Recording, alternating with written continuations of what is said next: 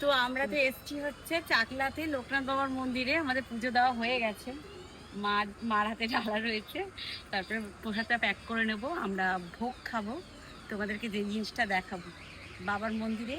সবচেয়ে বড় জিনিসটা তো মানে করাই হয়ে গেছে, মানে পুজো দেওয়া হয়ে গেছে, যেটার জন্য আসা। আর একটা দারুণ জিনিস দেখলাম, তুই আবার পেলি না পুজোটা? ওই লিচুটা আবার পেয়েছে। যাই হোক, এদিকে দেখো কত আম। আর সবচেয়ে আমার যেটা ভালো লেগেছে সেটা হচ্ছে লিচু, গাছের মধ্যে দেখো ভর্তি লিচু হয়ে গেছে। আর আমি না কোনোদিনও এরকম, মা সত্যি মা, আমি কোনোদিনও লিচু হতে দেখিনি এরকম সামনে থেকে।